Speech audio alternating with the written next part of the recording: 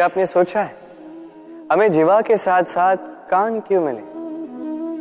अब आप कहेंगे सरल सी बात है, ताकि हम बात करने के साथ ही सुनना भी सीख लें। अब इसका एक और तात्पर्य है। पहले मुझे बताइए, स्वयं की प्रशंसा सुनना किस किस को अच्छा लगता है? सभी को अच्छा लगता है। अब यही है सार।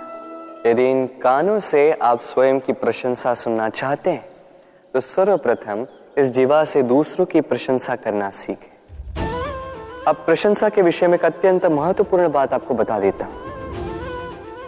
कभी किसी की प्रशंसा यदि आप करते हैं तो सर्वप्रथम उस व्यक्ति का उत्साह बढ़ जाता है। तत्पश्चात स्वयं यदि झांक कर देखें तो इस मन में भी संतोष और प्रसन्नता आ जाती है।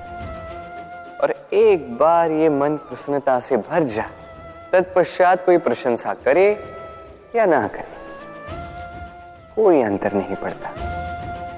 इसलिए सदैव दूसरों का मान करें, आदर करें, उनकी प्रशंसा करें, प्रसन्नता बांटें।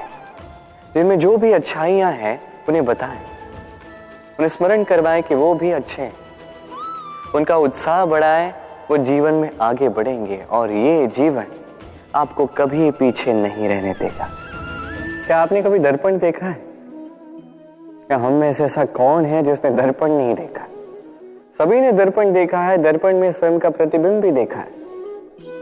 किंतु किसने सोचा कि उस दर्पण के पीछे क्या है, उस प्रतिबिंब के पीछे क्या होगा? होता कुछ ऐसा है कि उस कांच के पीछे एक धातु की परत चढ़ाई जाती है, जिस कारण से जब हम देखते हैं तो हमें अपना प्रतिबिंब दिखता है। अर्थात कांच को कुछ इस प्रकार कर दिया गया है कि प्रकाश जिस ओर से जाता है उसी ओर पुनः वापस लौट के आता है।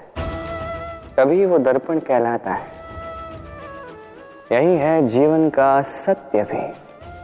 यदि हम अपना पूरा ध्यान केवल लक्ष्य की ओर केंद्रित करते हैं, यहां वहां नहीं भटकते हैं, तो न केवल हम अपना लक्ष्य प्राप्त करने में सफल होते हैं, बल्कि हम दूसरों का मार्गदर्शन करने में भी सफल होते हैं।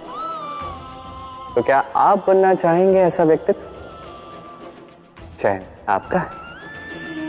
पाना और खोना दोनों जीवन के अभिन्न अंग हैं। हम कुछ पाते हैं, कुछ खोते भी हैं। कुछ स्वप्न साकार होते हैं, कुछ लक्ष्य अधूरे भी छूट जाते हैं। जीवन में ये होता ही है, हर एक के जीवन में होता है। किंतु जब भी हम किसी से मिलते हैं, हम कौन सी बातें करते हैं? हम उसी की बात करते हैं जो हमने खोया है। स्वयं भी दुखी होते हैं, सामने वाले के मन को भी दुखी कर जाते हैं। इससे कुछ विपरीत करने का प्रयास कीजिए, सकारात्मक बनने का प्रयास कीजिए। ध्यान उसी पर दीजिए, स्मरण केवल उसे ही कीजिए, महत्व उसी को दीजिए जो आपके पास है। जो आपके पास नहीं, उसकी आस में त्रास क्यों सहना? उसी की गिनती कीजिए जो आपके पास आज यहां वर्तमान में। जैसे मैं कंस मामा की गिनती नहीं करता जिन्होंने मेरा बालपन झंझोड़ा। मैं गिनती करता हूं यशोदा मैया की, मेरे बलराम दाऊ की, मेरी राधे की, जिन्होंने मेरा जीवन संजोया। सोच, ये सोच सच बनकर सामने आती है। ये कठोर सत्य है, क्योंकि सोच ही वो बीज है जो सत्य रूपी पौधे को जन्म देता है, उसे विकसित करता है। अब सोचिए, यदि ये बीज ये अकड़े का हुआ तो ये छाया नहीं, ये केवल कांटे देगा।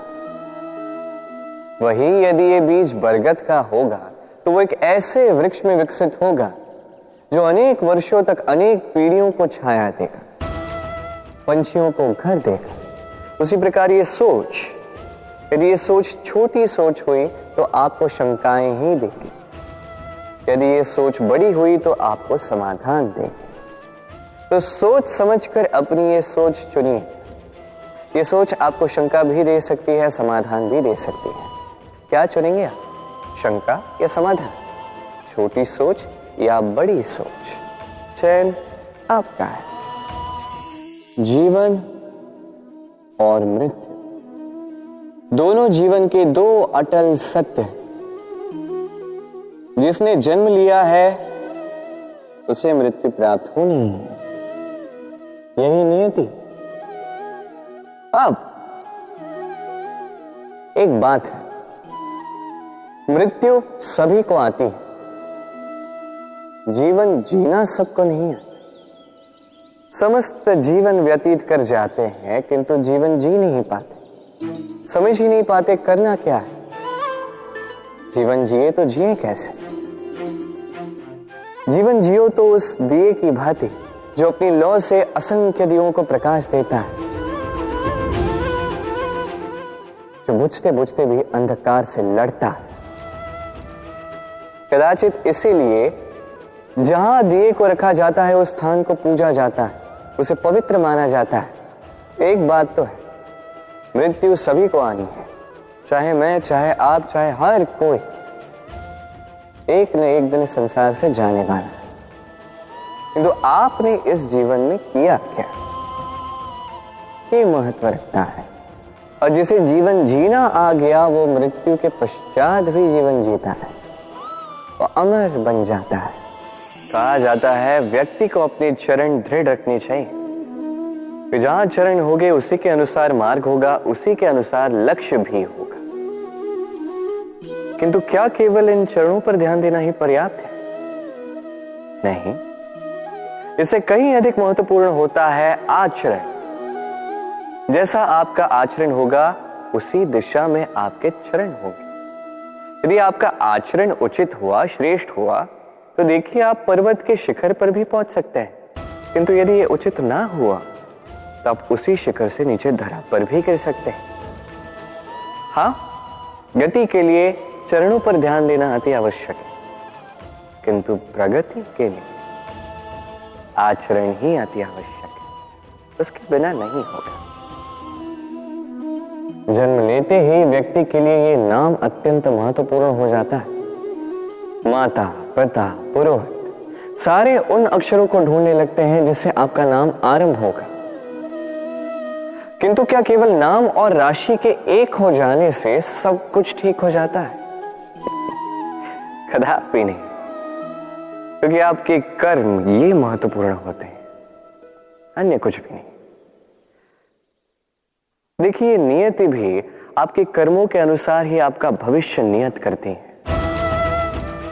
यदि आपको उदाहरण दूं, सोचिए, एक है राम और एक है रावण। दोनों का नाम आरंभ होता है रा से, किंतु एक को मिला भयानक अंत और एक समस्त ब्रह्मांड के अंतर्मन में बस गया। तो स्मरण रखिएगा, ये नाम नहीं, ये कर्म श्रेष्ठ है। यदि आपके कर्म श्रेष्ठ है तो आपका नाम कुछ ऐसा बनेगा कि संसार में कोई मिटा नहीं पाएगा। कई बार जब हम कर्म करते हैं, सफलता प्राप्त करते हैं, कठिन परीक्षाओं पर उत्तीर्ण होते हैं, बड़े कार्य करते हैं, हमें लगता है कि संसार से थोड़ी प्रशंसा हमें मिलनी चाहिए, अच्छा लगता है। कई बार हमें लगता है ये हमारे कर्मों का फल भी है, हमें आनंद देता है। किंतु जब हमें ये प्रशंसा नहीं मिलती तब क्या होता है? हम दुखी हो जाते हैं, टूट जाते हैं।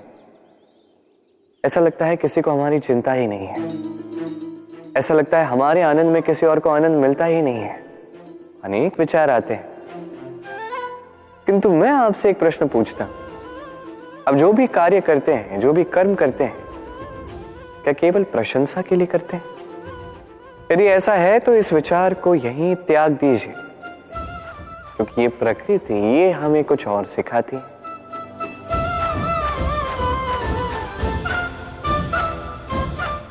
इस पुष्प को देख लीजिए, ये सुगंध जो पुष्प देता है, ये जैसे मेरे मन को उल्लासित कर देती है, जैसे मेरे मन में ऊर्जा सी भर देती है ये सुगंध। किंतु विशेष बात तो ये है कि पुष्प को ये कार्य करने के लिए किसी प्रशंसा की आवश्यकता नहीं है। यही है प्रकृति की सीख। जो सच्चा होता है, जो सत्कर्मी होता है, उसे प्रशंसा की आवश्यकता ही नहीं, क्योंकि उसके कर्म ही उसकी सुगंध होते हैं। देखिए, इत्र जो है वो नकली फूलों पर लगाया जाता है, सच्चे फूलों को इसकी आवश्यकता ही नहीं। इसी प्रकार आप भी कर्म करते जाइए एक शुभ भाव के साथ। इस मन को सदैव सदैव शांत रखिए, साफ रखिए। यदि ऐसा करोगे तो आपके कर्म इस प्रकार सुगंधित होंगे कि आपके जीवन में केवल और केवल आनंद ही होगा। तो इसी आनंद के साथ कहिए राधे राधे।